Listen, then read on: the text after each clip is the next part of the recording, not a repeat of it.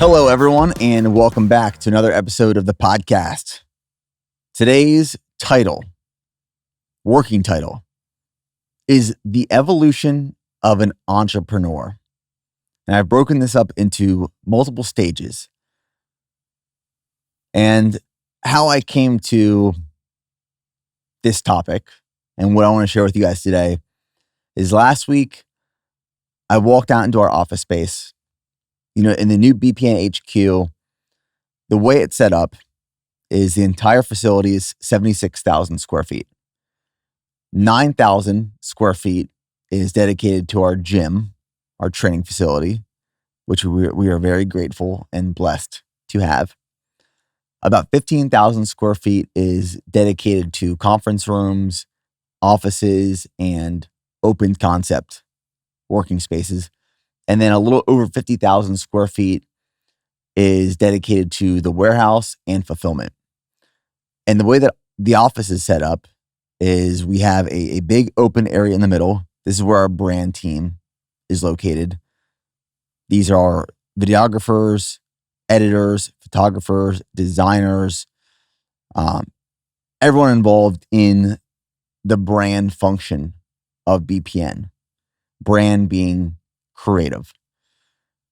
And then on the perimeter of that open concept are conference rooms and private offices. So I have one of those private offices that looks right out into the brand team. And then if you've watched any of the YouTube videos, my one request in this new HQ was to have my own private door from my office into the gym. So if I'm sitting at my desk, I'm looking out towards the brand team, and then to my back is the gym. And where my bike is set up right now for my Ironman training is probably 50 feet, if that, from where I sit and work at my desk during the day. I've had this idea actually recently to get rid of my office and just be a floater throughout the open concept space and the conference rooms, and get rid of my own personal office. I'm still considering that. But I share all of that to paint a picture. I was sitting at my desk one day, planning for some upcoming podcast episodes. And I thought, instead of me trying to come up with this on my own, let me go ask the brand team what they're interested in. So I walked out there, whole brand team's working on multiple different projects right now. And I asked the team, what would you be interested in learning or hearing about when it comes to building the business, what I've experienced, what I've learned, the journey over these last almost 14 years now? And this is what they came up with. They wanted to know what it's been like as a founder, as an entrepreneur, building a business, but more importantly, building a business, building a brand that started with true passion. Something that I was so obsessed with and I loved that I decided to turn it into a business. For a lot of those guys and girls who work here at BPN, they have passions. And for many of them, they are pursuing their passion in what they do with their work. For a lot of the creatives, they fell in love with design. They fell in love with film, photography, videography. And they started doing that for their work, and then eventually started working for BPN. But I know a lot of those guys and girls have thought about, what if I, at some point in my life, my career, turn this into a business? And if I turn this into a business, will I still be passionate about the thing?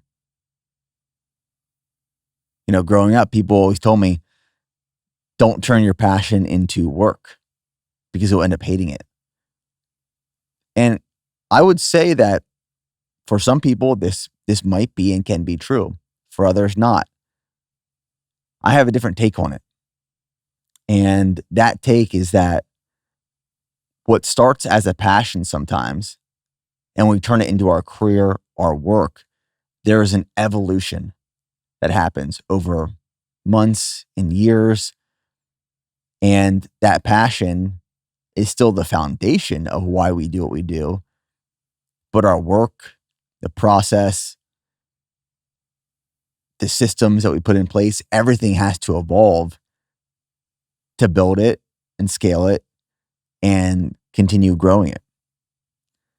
So you don't have to let your passion die when you turn it into work, but you have to be willing to allow it to evolve.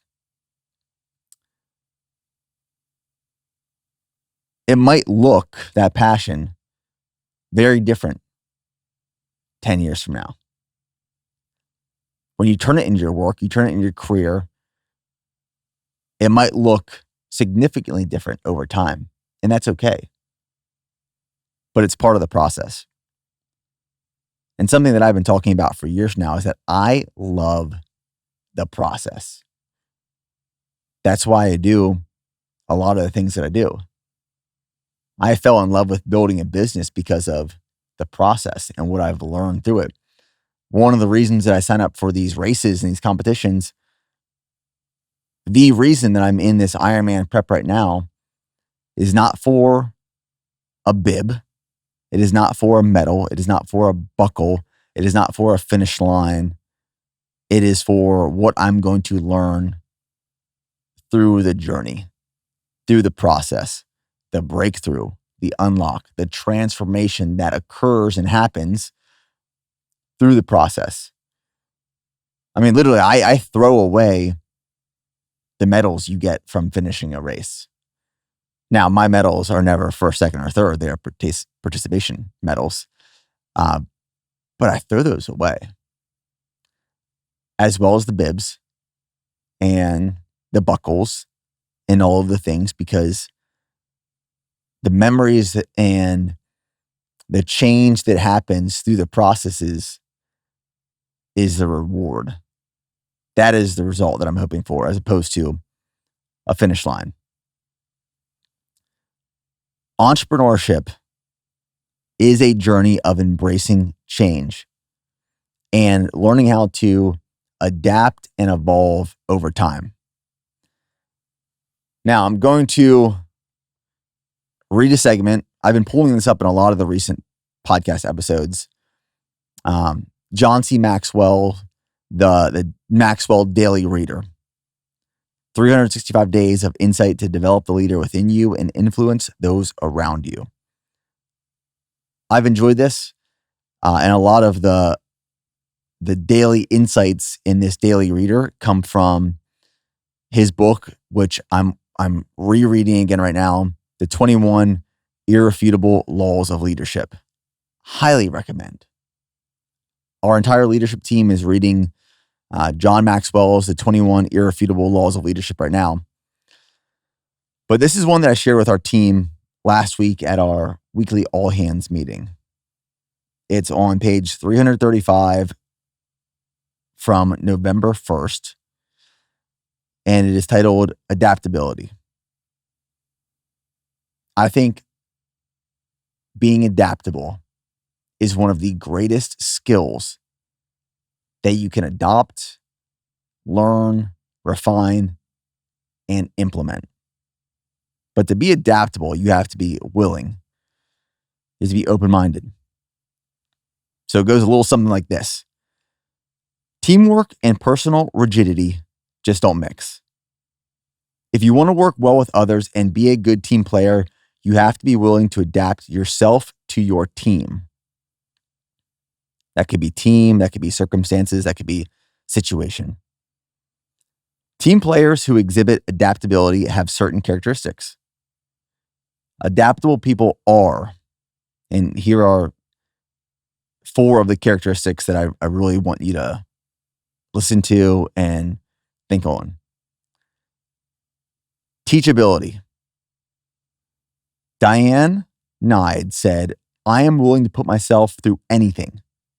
Temporary pain or discomfort means nothing to me as long as I can see that the experience will take me to a new level. I am interested in the unknown, and the only path to the unknown is through breaking barriers. Adaptable people always place a high priority on breaking new ground. They are highly teachable. To be adaptable, you have to be highly teachable. You have to be open to being taught. You have to want to learn. The second characteristic is emotionally secure. People who are not emotionally secure see almost everything as a challenge or a threat. They meet with rigidity or suspicion the addition of another talented person to the team, an alteration in their position or title, or a change in the way things are done. But secure people aren't made nervous by change itself. They evaluate a new situation or a change in their responsibilities based on its merit. People who are emotionally insecure, I believe, are very dangerous people because you can't predict their behaviors. Very dangerous. People who view everything as a challenge or a threat are inadaptable. And again, they are very hard to work with and dangerous people. The third characteristic is creative. When difficult times come, creative people find a way. Creativity fosters adaptability. If there is a will, there is a way. And I'll talk about kind of all of these characteristics throughout this episode. And the fourth characteristic is service-minded. People who are focused on themselves are less likely to make changes for the team than people focused on serving others. If your goal is to serve the team, adapting to accomplish that goal isn't difficult. The first key to being a team player is being willing to adapt yourself to the team, not an expectation that the team will adapt to you. Ooh, that's good. You have to be willing to adapt to the team or the circumstance or your situation and not expecting the team, the circumstance, or the situation to adapt to you. It ends with the question, are you willing to adapt to your team? And I'll add in situation or circumstance in order to succeed. You gotta be adaptable. Entrepreneurship is all about learning, evolving, adapting. That is what I've learned over these last, like I've said, almost 14 years now. And in the same way that my personal entrepreneurial journey has evolved over the years, so has BPN. If we look back at 2012, which I'm about to get into, when I first started the business, the consumer that we were pursuing, our brand, our products, everything about the business is very different than compared to where we are today. The consumer we're pursuing, the industries we're focused in, the sports we're creating content around, the consumer, the individual. And that's been done based off of adapting to the market and what we personally enjoy and like, and the brand maturing and growing and listening to our customers and taking in feedback and refining, constantly refining over the years. So if you just showed someone, if someone was sitting across from me right now and I showed them BPN in 2012 compared to BPN in 2025, you probably wouldn't be able to tell they were the same brand. I mean, we had different logos, we had different colors, we had different fonts. I actually found this website platform a few years ago where you could go back in time on the internet and look at what your website looked like in previous years. So this website, I put in bearperformancenutrition.com and I put in the date and I could see what our website looked like in 2012 when we launched. I could see what our website looked like in 2014, 2016, 2018, 2021. And I had so much fun doing that, looking back at the evolution of the brand over time. In 2012, when we launched, the entire site was black. It was built on a server that my friend managed in college. All the fonts were gray and neon green. The logos were like, the only way to describe it, it looked like that clothing brand Affliction. It was like wings and just all these patterns and feathers, and we had no clue. I had no clue what I was doing. But it's great to go back and look at what you were previously doing compared to what you're doing now, to watch the growth, watch the maturity, watch the evolution, watch the adaptability. So if you want to be an entrepreneur, or honestly, if you want to be successful at anything, you have to be willing to be adaptable. You have to. There's no other option. You have to be teachable. You have to have emotional security. You have to be creative. And you have to be service-minded. So like I said, I'm going to break this down into multiple stages to organize this evolution, which I think can be largely applicable to many people starting a brand or a business. Stage 1, it's called It All Started with a Passion. This is from 2012 in my case. So let me paint you a picture. 2012. Many of you probably know this story, but I believe it sets the foundation of where we started. And if you're only familiar with the brand BPN today or in the last couple of years, you might be surprised of how and where we got started in 2012. So 2012, I was 22 years old. I was a junior in college at the Indiana University of Pennsylvania. I was studying nutrition, and I was on an Army ROTC scholarship. So I knew that upon graduation, I was going to be going directly into the military. Ended up going into the Army as an active duty infantry officer. But when I got to college, and this was 2009, I discovered the bodybuilding space. And that was YouTube Fitness. I mean, YouTube Fitness back then was brand new. There were a few creators who were vlogging and documenting their life and their training and their food and their nutrition. Very few creators online, but YouTube Fitness was just getting started. Nowhere close to where it is today. And I was watching all of these creators. Bodybuilding.com was a huge platform and resource. There were forums on bodybuilding.com, and I would read all these forums. And these forums would be people talking about different training methods and training programs, different diets, what's worked for them, what hasn't, different supplements. There'd be like supplement logs where brands or bodybuilding.com would send people these supplements, and they would just document the day-to-day experience with these supplements. I spent a lot of time on the bodybuilding.com forums and just consuming the content that was on this website. Also at the time, I recently discovered the Arnold Fitness Expo that happened in Columbus, Ohio once a year.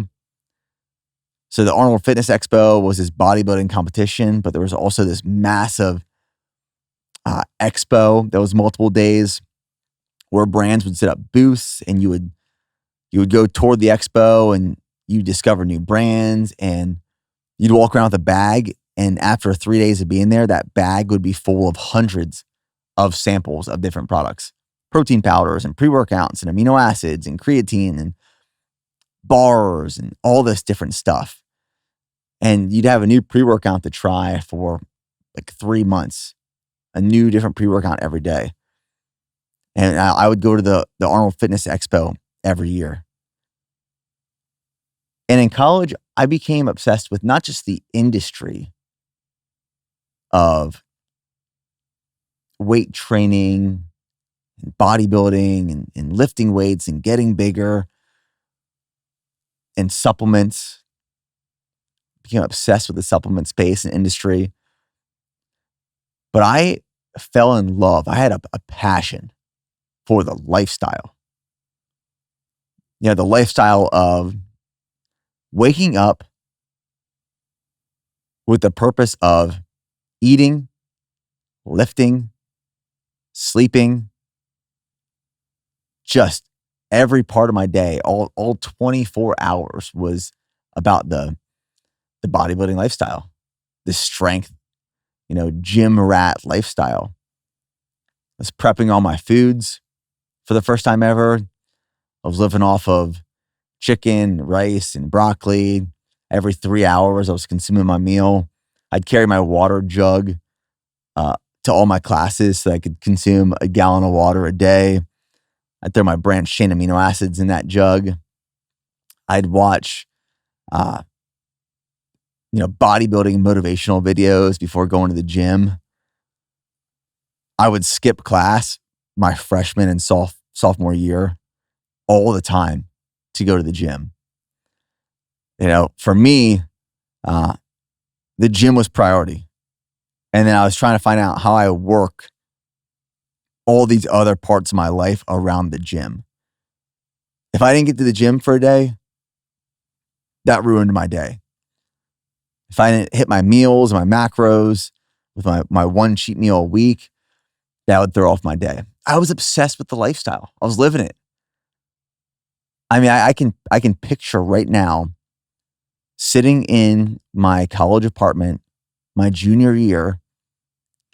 It was this probably 1,100 square foot apartment above a bar on Philadelphia Street of Indiana, Pennsylvania. And I had 5 roommates. I mean, this place was a mess. And I had this small bedroom with this one little window. And I would, time up my pre-workout meal 2 hours before a workout, which back then it was pretty similar to what it is now. It's protein powder, oats. I used to add peanut butter and dried cranberries and almonds and applesauce to it. I had this pre-workout concoction that was super dense in carbohydrates and fats and protein. It was very calorically dense. I would consume that meal. I'd let it digest, go to class or run an errand, and then I'd come back to my apartment, open up my laptop. I'd watch on YouTube bodybuilding and motivational videos. Typically, it was either Ronnie Coleman or Jay Cutler. And then I'd start sipping on my pre-workout. And as I'm watching this video, sipping on my pre-workout, I could feel the effects of the beta-alanine where my skin would start to tingle. The caffeine and the nootropics would kick in. I'd dial in and focus. And then I'd go to the gym and I'd spend 2 hours there. And then it was my post-workout meal afterwards. And I just became obsessed with the lifestyle. It was the first time in my life that I discovered this passion. And I was on fire. On fire. If you ever experienced something like that around a passion, I hope everyone has at some point. The only way to describe it is like it just lights you up inside and out. And then between my junior and senior year of college, as I'm preparing to graduate and go to the Army, I've shared this part of my story many times before, but we were provided the opportunity to take out a loan with a military associated bank, USAA. And it could be up to $25,000. And all of my peers were taking out this loan and they were going on vacations. They were buying engagement rings. They were getting new cars because the bank USAA knew that we were about to go in the military. We were about to start making pretty good money. It was secure. We weren't going to have the opportunity to spend much of it. so they could give us this loan at a super low interest rate with no payments for the first 18 months. And I saw this as my golden ticket to start BPN. So I applied for the loan. I got approved for $20,000, which I remember when that money was wired into my account. I thought I was the richest man on earth. Going from seeing $50, $100, sometimes negative $100 in your account in college, to then seeing $20,000 in your bank account. I mean, I didn't have a care in the world. I was like, I'm set. I can run this business forever off $20,000. Little did I know how expensive it was to start a business and how fast that money would go. So I had my formula that I wanted to turn into a product, which was our first pre-workout, our first product, Flight. Found a manufacturer. They were based out of California. Placed a production order for 500 units of this pre-workout. It was shipped to my house, my parents' house. I drove from my college apartment to my parents' house, picked it up, went back to college, and started operating the business. To get to that point, I was already mixing up my own pre-workout supplements in my dorm room. I'd buy ingredients in bulk. I'd weigh them out on a food scale. I'd weigh out 5 grams of creatine, 200 milligrams of caffeine, 3 to 4 grams of beta alanine, 4 to 6 grams of citrulline, tyrosine. I was mixing up my own pre-workout supplement before this because I had such a passion around supplement science and nutrition and performance and bodybuilding and, like I said, the lifestyle. And then I turned it into my work, my potential career, alongside of my job as an active duty infantry officer. Now, I knew that I wasn't going to be able to dedicate all of my time to building this business because a year after starting BPN, I graduated from college. I knew I was going directly into the Army. I was going to have a year of training at Fort Benning, Georgia, and then arrive at my first duty assignment, which ended up being Fort Hood, Texas. So building BPN was going to have to be something I did in my free time, alongside of. And one of the questions I get to this day from people is, should you turn your passion into your profession? Why or why not? Do I regret turning my passion into my work? And you have to be very honest with yourself. And you can't try to convince yourself that you want to do something that you really might not want to. For example, if someone told you, hey, before you start this business, I know let's for example, say that we're back in 2012 and I'm living this lifestyle. I'm watching these bodybuilding motivational videos. I'm skipping class to go to the gym, eating every 3 hours, chicken, rice, broccoli, all of the things, just living the life, living the gym rat life. And I make the decision to turn it into a business, my work, my future career. And if a mentor would have pulled me aside and said, I see what you're doing, but let me just ask you a question. I see you have this passion around the lifestyle and you are lit up with what you are doing, what you're learning, how you're training, how you're eating. But I want to just give you a piece of advice. If you turn this into your work right now,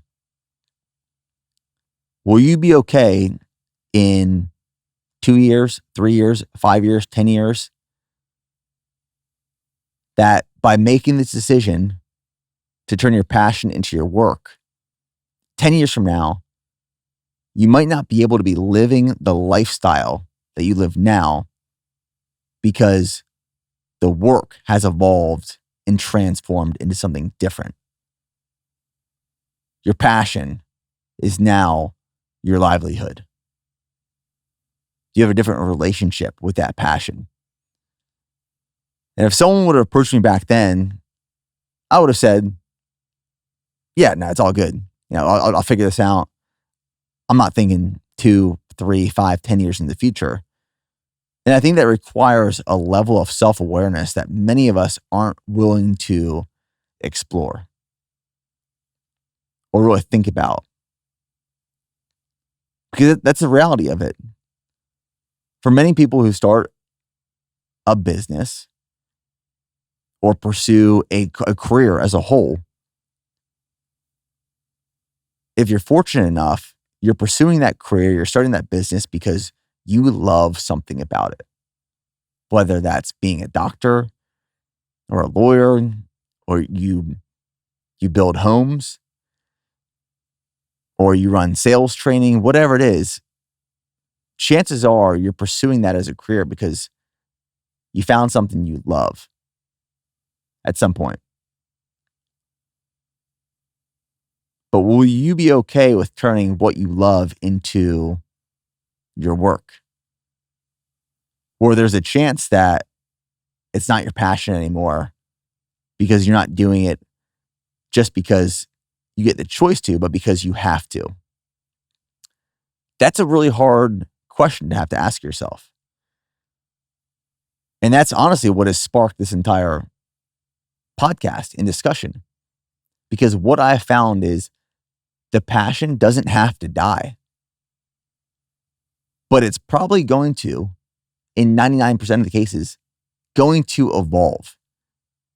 And you have to be okay and willing to adapt with that evolution to keep the passion burning hot. The passion is going to look different. I mean, I'm not living the bodybuilding lifestyle in 2025.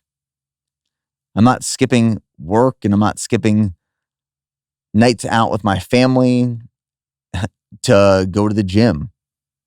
And I'm not carrying a gallon jug around every day. And I'm not eating chicken, rice, and broccoli every 3 hours. I'm not watching bodybuilding YouTube videos. And I'm not on these bodybuilding.com forums anymore.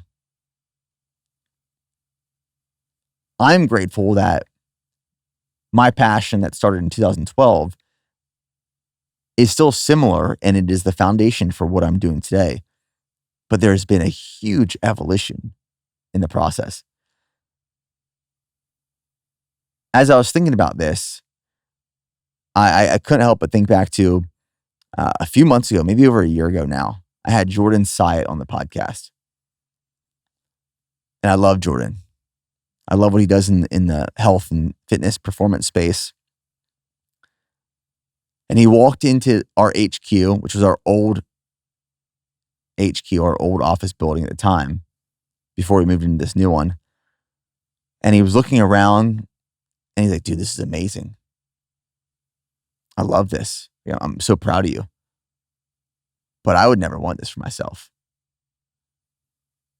He's like, I don't want to have to manage all of these people and have the responsibility. And I don't want my passion to turn into this thing that I have to manage and adapt to and evolve. I want to keep the thing that I'm doing that I'm so passionate about at the scale it is right now, so I can manage that and I still love it forever. And I respected that perspective and that opinion and that he shared that with me. Because we all get the choice to turn our passions into what they become. Do we keep them at the scale? And I don't want to say small, but do we keep them at the scale that is manageable and familiar and comfortable? Or do we take the chance and turn that passion into something of much larger scale with the chances that the passion, which is so fiery hot, might burn out because you're not able to dedicate your time to the actual passion anymore because of what is required through the process. So that's stage one. I think whether you're an entrepreneur or you're pursuing a career, in many cases, not all cases, but many cases, it starts with a passion. Now, stage two is titled From Passion to Process. And I would say that this started in 2016, 4 years after starting the business. And the first couple of years of my entrepreneurial journey were interesting because, as I mentioned, I started BPN in 2012. I graduated college in 2013, commissioned in the U.S. Army, went right to Fort Benning, Georgia for a year of training. Then from Fort Benning, Georgia to Fort Hood, Texas, took over a platoon as an infantry platoon leader, which was a very demanding and full job. So I was building the business in my free time, before work, after work. And this was primarily through social media and documenting my journey of building BPN and my training, nutrition, and experience with the military. And then when I got stationed in South Korea for a 9-month training rotation in 2016, this is where stage two really started to evolve. And this is where I learned that your profession, what you turn into work, might start stealing time away from what was once your passion. Because that passion now turns into a process. And I realized that in the first 3, almost 4 years of starting BPN, things weren't changing. I wasn't willing to adapt. I didn't prioritize the process because I was so obsessed with the passion that I was dedicating my time, my energy, my resources to the passion, as opposed to the process of building the business. And then when that changed and I made the decision, I'm going to dedicate now my time, energy, and resources into building the business, there was a cost to that. And that cost was that I couldn't spend as much time living the lifestyle of what I was once so passionate about. But what I discovered through this is that passion for the lifestyle, that passion for the gym, that passion for the meals every 3 hours, that passion for the bodybuilding, motivational videos, all of those things, it didn't die. It just started to expand and evolve. And it evolved into falling in love with the process of building the business, which I didn't think that I was going to love initially. To be honest, I thought the business was going to build itself, which I was so poorly mistaken.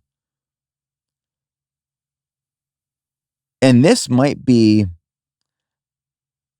a temporary or permanent experience. What I mean by that is, for an entrepreneurial journey, there's so many different ways to build a business. One of my favorite quotes is, "The concepts are few, but the methods are many." There are many different methods to build a business. And from a founder, I've had friends who have founded businesses, and some have taken one route, some have taken the other route. But for many of the friends and founders who have started businesses, it started in stage one. It was this passion that was fiery hot. And then you get to a point where you realize, okay, the process is more demanding and it's pulling me out of what I'm so passionate about. So I've had friend founders who go route one, which is they double down on being the operator of that business. They get into the weeds. They embrace the process and learn how to scale the business. That's route one. Route two is that they want to be completely hands off and they go either sell that business or they hire people or delegate all the responsibilities of operating and building the business. So they can just keep living the lifestyle and someone else builds the business alongside of them. There's not a right or wrong answer. There's just two different routes. And that's why I say that feeling of the passion pulling you more towards the process, that can either be temporary or permanent. It's temporary if you offload and delegate all the business responsibilities to someone else. It's permanent if you make the decision to operate the business and be involved in the process. So this is a pivotal point, a crucial point for many founders and entrepreneurs.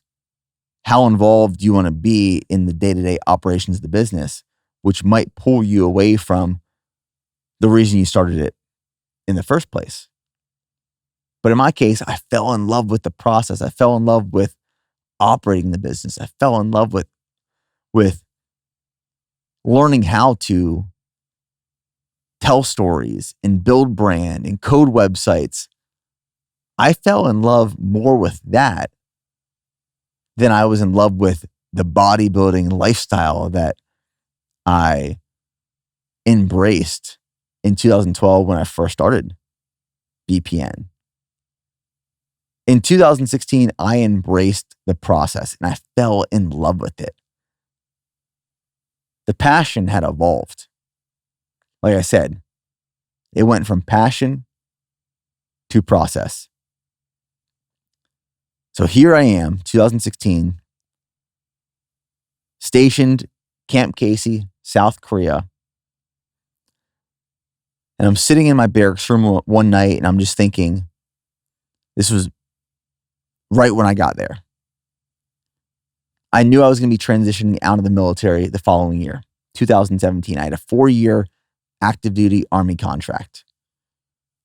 And I had a decision to make. If I was going to transition out of the military in 1 year, BPN was not large enough at the time for me to live off of. I couldn't sustain a living off of it. We were generating $2,000 a month in revenue at the beginning of 2016. So I had a choice as I was sitting in that barracks room on my bed in South Korea in 2016. Do I double down in the process and turn this business into something that will be something? Or do I let it die and then post-Army career and exit, go find a new job? Just find something different, something new. And I decided to double down on BPN.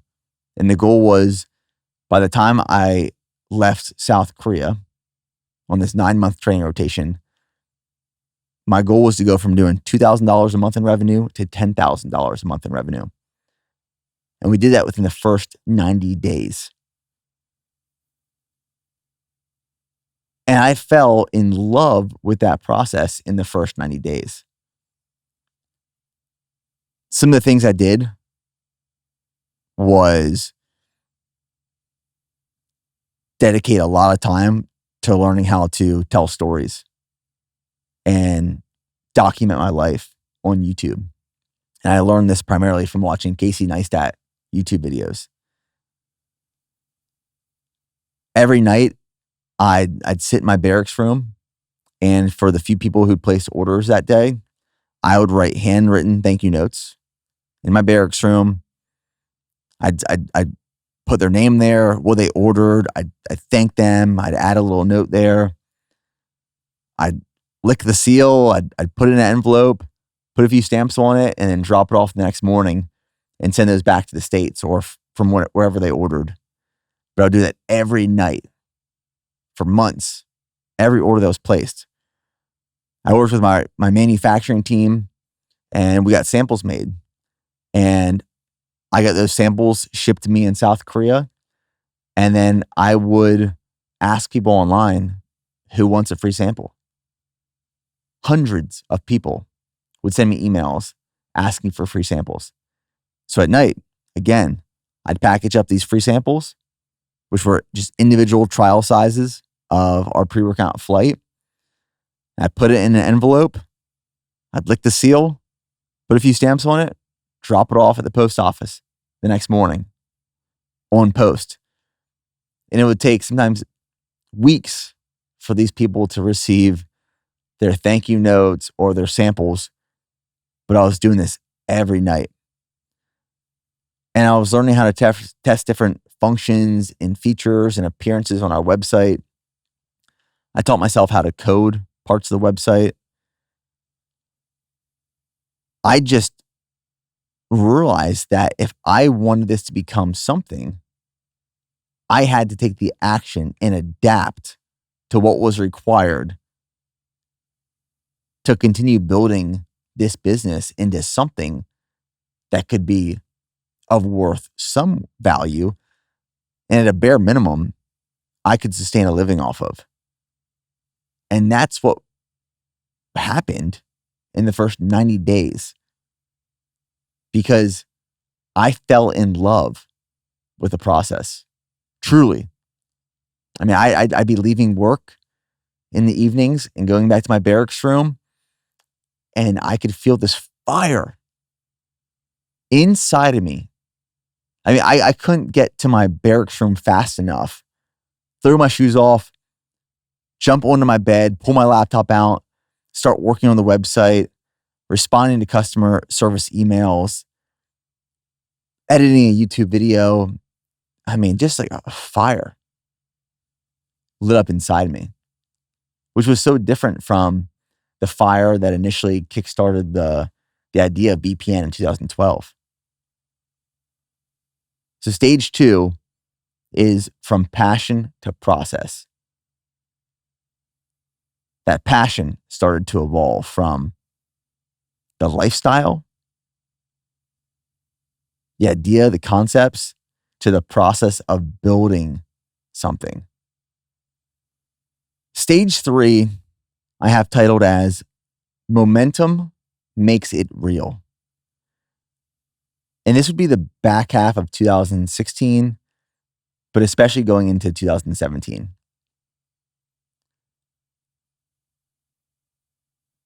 Before we started gaining momentum, I say we, it was really just me, until my brother Preston and Joe joined me late 2016, going into 2017. When I didn't have any momentum from 2012 to early 2016, this first 4 years, the stakes were low.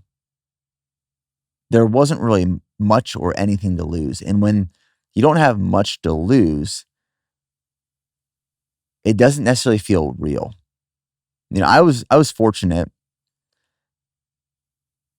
in a sense that I was in the Army full time. I was getting paid a good salary from the military, and I was building the business on the side with my free time. There wasn't much free time, but the little free time I had, I was building BPN. So I didn't need BPN to succeed or crush it. I didn't require momentum in those first 4 years. Really, those first 4 years allowed me to test and experiment and just try different things. See what was resonating with people. See what worked. Really just be a student. The first 4 years of my entrepreneurial journey was being a student in preparation for the transition out of the military 2017. But once we finally started gaining momentum, when we went from doing $2,000 a month in revenue to $10,000 a month in revenue, that momentum made it real because there was then something to lose. That got me excited. But there was also a level of pressure that's put on you then. Your back is pressed up against the wall. And there's this responsibility to maintain. You don't want to lose the momentum once you experience it, once you gain it.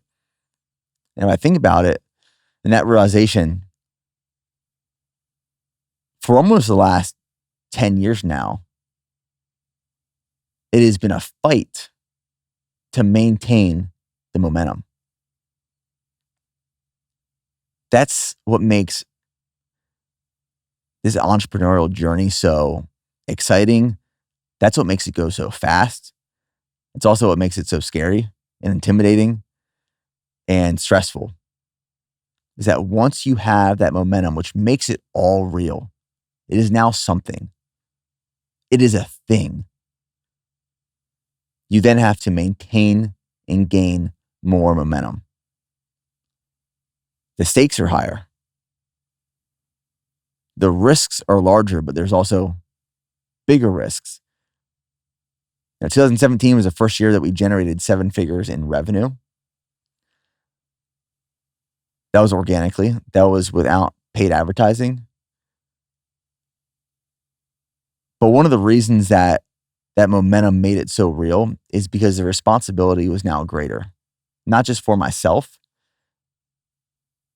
Part of it was for myself. I transitioned out of the military, so I didn't have that steady military salary any longer. But during those 2 years, 2016, 2017, we as a business made some big moves.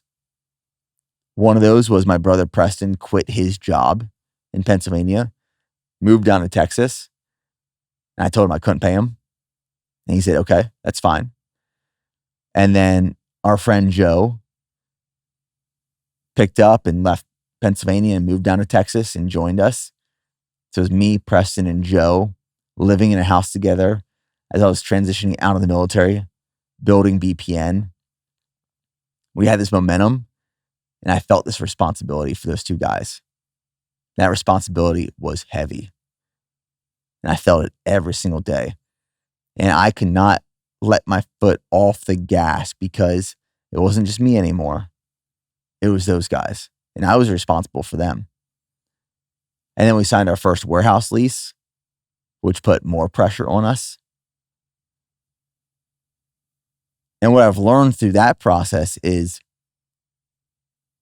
sometimes the best way to maintain and gain momentum is to find ways and opportunities to put pressure on yourself. Now, if I think back to it, if I wasn't going to transition out of the military, I probably wouldn't have had the pressure on me to fight to survive. If Preston and Joe didn't move from Pennsylvania to Texas to work alongside of me for free until I could pay them, I don't know if I would have had that pressure to fight to survive. Momentum makes it real. And sometimes you have to find ways to keep pressure on you so you can feel the pressure to maintain that momentum. But that's stage 3, momentum.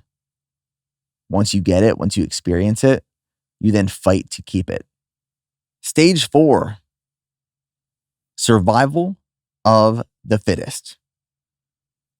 This was roughly 2018 and 2019. And we were scaling at a healthy rate. But we were running very, very low on cash. None of us, me, Preston, and Joe, had finance or accounting backgrounds. We thought and knew that the health of our company was based off of what we had in the business bank account. If the business bank account was enough to just get by, if it was positive, we were good for at least another day. But there were many days and many weeks where we ran very low on cash because we didn't have cash injections into the business. I didn't know or understand how to utilize lines of credit. I didn't know how to utilize different forms of investment or loans or terms for that matter. One of the reasons that cash got so tight is we didn't have terms with our manufacturing partners. So when we placed a production order, which we had 12-week lead times, we had to put 50% of the money down. And then once that order was completed and shipped to us, we'd have to pay off the remainder and remaining 50%. So we were prepaying all of our inventory before receiving it, which ties up a lot of your cash in inventory. A lot of our cash was sitting on shelves in our warehouse. So between money tied up in inventory on our shelves, money tied up in inventory through production orders with our manufacturers, our warehouse lease, which we signed 1 to 2 years prior. I mean, we were tight on cash for many days, many weeks, many months. And this is the phase and stage of survival that many entrepreneurs and business owners and founders go through. You learn a lot through these years. And for some, these years last a whole lot longer than others. We fortunately operated as lean and resourceful as possible for as long as possible to maintain profitability and to get to a point where we had healthy cash flows and that we weren't just trying to survive every day, but we started to eventually thrive. I mean, there were many nights in 2018, 2019 that I would lay in bed trying to figure out how we were going to make it one more week. Just stressed beyond all belief. And what happens to a lot of people in this stage, survival of the fittest, is that they end up making decisions that are driven through and by emotions as opposed to being patient and being rational. And this almost happened to us once. So here's the story. This was probably 2019, maybe 2018. And we were tight on cash. And our manufacturers knew it. And at the time, one of our manufacturing partners offered us up this solution. And it was to invest into BPN. So their proposal was that they would inject $100,000 into our business. But with that $100,000 cash injection, they would own 10% of the company at a $1 million valuation. And at the time, that sounded great. Someone is telling me this business is worth $1 million. And they're going to give us $100,000, which would save us for the next couple months. We can figure out how to get by, but they want 10% of the business. If I would have accepted that offer out of emotion, that would have been one of the biggest mistakes in my entrepreneurial career ever. 10% of the business at a $1 million valuation. So glad we didn't do that. So glad I was patient and we just did what we had to do to get by and dig out of that hole. Because that would have been a horrible decision. And I see a lot of founders, I see a lot of business owners falling victim to this. They get themselves to a really tough spot and someone swoops in, whether that's an investor or a friend or a bank, and they promise to save you. But that saving comes with a cost, and that is sometimes giving up equity in your organization. In many cases, for a lot of founders, way too much equity, just because they're afraid of what it's going to take to maintain that survival. Luckily, we didn't take that deal. And me, Preston, and Joe really just applied the whatever it takes mindset. I mean, a few of the things that we did in those years that I have just like such great memories about. Remember our early Black Friday sales in those years? And it'd be the three of us back in the warehouse for 2 weeks.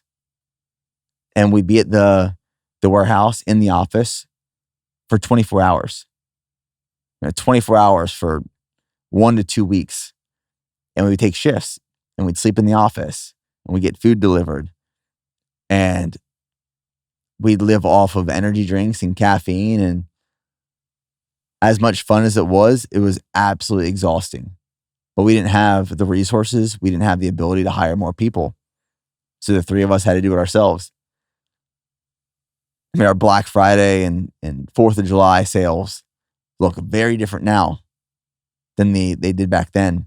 And this past July for our summer sale, we brought in some temporary staff to help us fulfill all the orders. We got 35,000 orders out within 7 days. And I believe we had, with temporary staff, 24 people packing orders around the clock. Much different operational strategies now compared to back then. I remember this one time where we were really tight on cash and we had to make a payment for our rent the following week. And I knew we weren't going to have the money. So I went on social media and we sent out an email and we said that everyone who places an order in the next 24 hours will get a call from us personally. And thousands of orders rolled in. And for weeks, we were calling people around the clock, thanking them for their order. Some people we talked to for 60 seconds. Some people we talked to for 25 minutes. But we did that for like an extended period of time. But that uptick in sales generated enough revenue for us to pay the rent the next week. And it saved us. I'll never forget when we first launched whey protein. And I was so impatient to launch the protein. And we were building all this hype and this buzz about our whey protein launch. Before that, we only had a few other products. It was Flight, our branched chain amino acid product, creatine, and our pump enhancer back then, which was Endopump. And we built a lot of hype and buzz around this whey protein launch. And we were talking to our manufacturer, and it was supposed to arrive to us on a Monday. Monday goes, doesn't arrive. Supposed to arrive Tuesday. Tuesday arrives, no protein. Wednesday, same thing. And they were just waiting for a truck to pick up the protein from the manufacturing facility and then bring it to us in Texas. And I became impatient and I just assumed that it would arrive Thursday. So we launched the product on our website and the manufacturer still didn't ship the product. So then me, Preston, and Joe were freaking out because we sold all of this protein, but we still didn't have the product. So we went and we rented a U-Haul and we drove to the facility and we picked up the product and we drove it back to our warehouse and we emptied it off the truck and fulfilled all of the orders. And all that to say, stage 4, survival of the fittest, you just do whatever it takes. You get resourceful, you get creative, you adapt. You adapt to survive. This is the stage where many people quit and they give up and it gets too hard. This is the stage of testing true endurance. Who is going to persevere to make this work? Who is going to persevere to see what's on the other side? Because if you quit too early, you'll never know what's on the other side. Stage 4, survival of the fittest. That is the test. Now, stage 5 is from process to people. And for me, this was in 2020 and 2021. And a note I have here is if you decided to forego delegating your entire business operations to someone else in stage 2, this is the stage when you learn how to delegate, lead, and empower individuals to scale. Scale, growth, and the health of an organization is dependent on the leadership of the organization. And this is where it is more important than ever before to have the right people in the right seats. It requires recruiting talent while also empowering and developing individual teams. This is the stage where leadership separates the highly successful from everyone else. Leadership is the lid to the success of the organization. And I believe that those first couple hires that you make are the most important hires you're going to make. Because those first few hires you make, they set the tone. They carry and embody and live the core values and purpose of the organization. They guide the vision alongside of the founder. You know, some of those first couple hires that we made, those people are still working at BPN.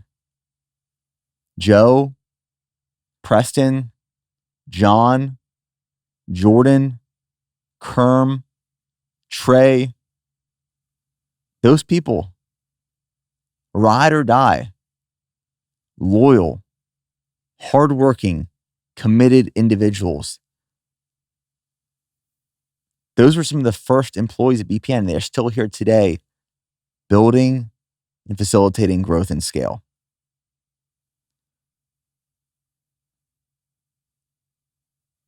Vision through this entire process is absolutely essential. People can execute, people can be disciplined, people can be committed. But if people don't know what the vision is, if people don't know where you want to go, where you're heading, and why, it's almost impossible for people to execute. One of the things I have noted here on the importance of vision alongside people, it's Proverbs chapter 29, verse 18. Where there is no vision, the people perish. Now, I share that, and I have to say, I don't want to act like or assume that God, within the context of the Bible, is talking about our personal dreams or goals. Because without God's revealed truth or moral direction, people lose self-control, discipline, and moral order. Where there's no vision, the people perish. This doesn't mean personal dreams or goals, but rather God's revealed truth and direction for his people. Be very clear with that. But I believe that while God is not talking about personal goals or dreams in this context of the written scripture, we can apply this to our everyday life. Where there is no vision, the people perish. What I've learned in stage 5 is that when you transition from the process and the processes and the SOPs that are required to scale and grow the business, those processes are critical and they get you to an additional stage and growth lever and opportunities. But what holds so many businesses back is not the processes, but it's the people. You need the right people who are aligned with the core values of the organization, who believe in the organization, who want to win, but having the right people in the right seats, in the right roles. And if you have the right people on the team in the right roles, you can truly maximize success and scale and experience exponential growth. But those people also need vision. And that vision comes from leadership, in most cases, the founder. Stage 5 for me was where I really started to understand and realize that what scales and grows a business, at the foundation, you have to have great products. You have to have quality product or service. And great branding helps as well. And a mission that connects with individuals on a very intimate level.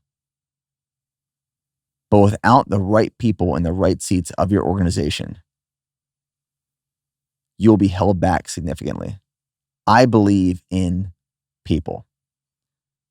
And I also believe that when there is no vision, the people perish. Stage 5, 2020, 2021 was the moment that I really embraced and leaned into becoming the leader that the business needed and required me to be. It's not just operating and managing and implementing process anymore. It's leading people, putting people first. And if you put the people first, everything else falls into place. In stage 6, this brings it full circle. It's from passion to process to people to purpose. This ultimately is wisdom. It's not just knowing what you have to do, but it's understanding what you have to do and why. And I'd say for me, in this case, 2024, 2025. In the last 2 years, I've gotten to stage 6. And in the building process over these last 14 years, so much of it feels messy. You know, it's reactive. You're adapting in real time and you're making decisions at the best of your ability, and you're pivoting here and you're pivoting there, and you're just trying to figure it out. Some days you're trying to figure out how to reach more customers. Some days you're trying to figure out what products need to be developed to enter into new markets or categories or interests. Some days you're trying to figure out how to make a few extra bucks so you can pay rent the next week. There's so many challenges that are sometimes simple, but also sometimes very complex over the journey of being an entrepreneur and taking what was once just a love for something, a passion, and then turning it into something. And then once you make that decision, that conscious decision and commitment, I mean, you hop on this roller coaster and it's hold on for dear life, because this journey is about to get wild and crazy. And it's just going to get faster and faster and faster. It starts with passion. It evolves to process, then evolves to the people, and then ultimately evolves to the purpose. Why you're doing what you're doing, which goes back to that first decision in 2012. Why did I decide to start BPN? Why sports nutrition products? And if you think about it today, we're still doing it for the same purpose. It is to help people. It is to serve others for a lifestyle that we believe in, for a lifestyle that we live. Although it looks a little bit different now than it did back then, the purpose is very similar. But we've only been able to get here because we have, as a team, been open to the evolution. We've been adaptable. We've been teachable. We've been emotionally secure, creative, and service-minded. And that requires humility. That requires confidence, which is built over time. It requires the ability to make decisions that aren't rooted in emotions, but are rational and patient.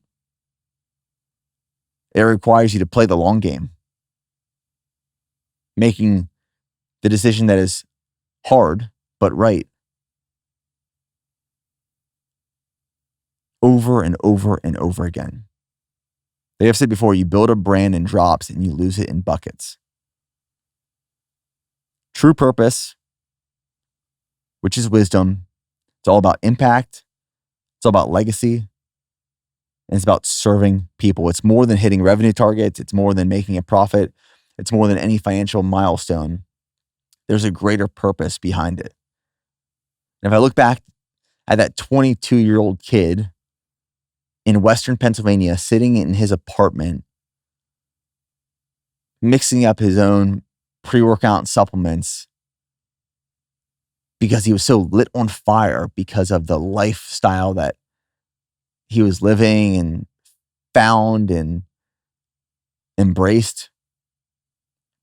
That 22-year-old kid wasn't doing it because he thought he could make an extra buck or because he wanted his company to be valued at a certain multiple one day or any of those things.